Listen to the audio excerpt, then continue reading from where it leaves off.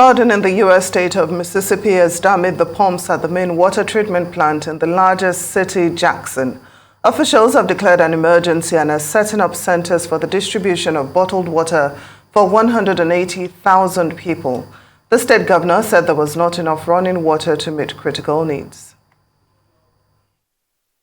This is a very different situation from a boil water notice, which is also a serious situation which residents of Jackson have become tragically numb to.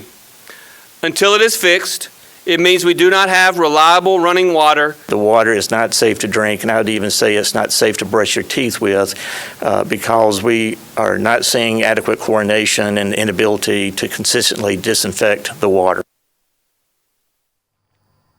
For more on both these stories, we can cross live to the U.S. and speak to Arise U.S. correspondent Rotimi Kade. Rotimi, thank you so much for joining us on Newsday. Now let's start with Mississippi, a major public health emergency with not enough safe drinking water. Tell us more. Well, yes, the governor and some of its aides actually said that it's absolutely not advisable for anyone to drink water from the tap or even cook with it. And if they have to do that, they have to do that by making sure that the water is properly boiled. This is as a result of what happened, the flooding that took place, and part of the city was underwater for the past, few days, and right now it's really a battle for an health emergency for the people who rely basically on the public water system.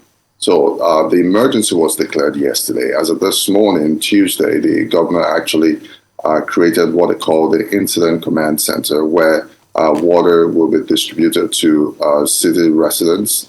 And until the water is fixed, according to the governor, it means that the city, the entire city, do not have reliable running water at scale. And of course, for the schools, most of the public schools have now shifted to virtual learning. And the MEMR, that's the Mississippi Emergency Management Agency, have deployed over 120,000 sandbags as water barriers. And we're also expecting the National Guard to actually assist the MEMR in ensuring that people are safe and for people that need to be evacuated. And moving on to President Biden's visit to Pennsylvania, the White House says he's going to be speaking about his plans to reduce gun crime in the U.S.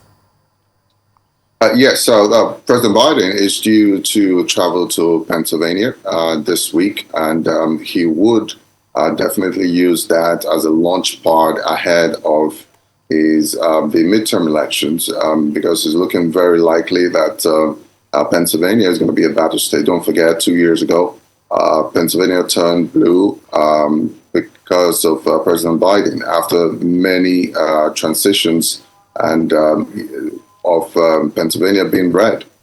And this time around, President Biden wants to consolidate on those political capital he had over 2 years ago where Pennsylvania voted for him. Don't forget, President Biden was born in Pennsylvania, so is more or less a citizen of Pennsylvania.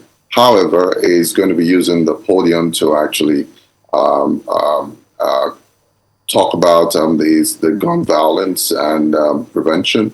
The President Biden hopefully would launch his $37 billion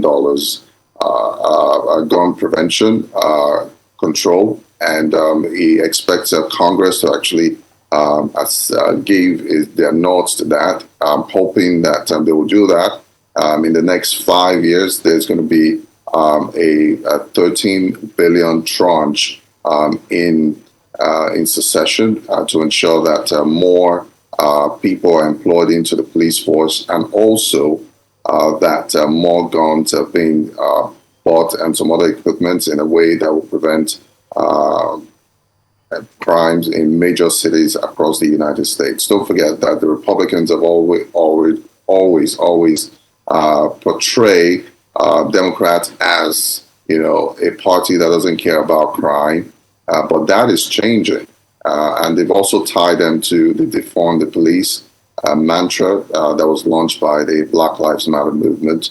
But President Biden, on the other hand, have been very consistent with his message about funding the police. And this is just one of the things that will be addressed in a very critical states like Pennsylvania, which most likely, according to what the pundits are saying, might remain red. But President Biden is making efforts to turn it blue. All right, I want to say many thanks to you, Rotimi Michael, for your time here on Newsday. Do have yourself a lovely day.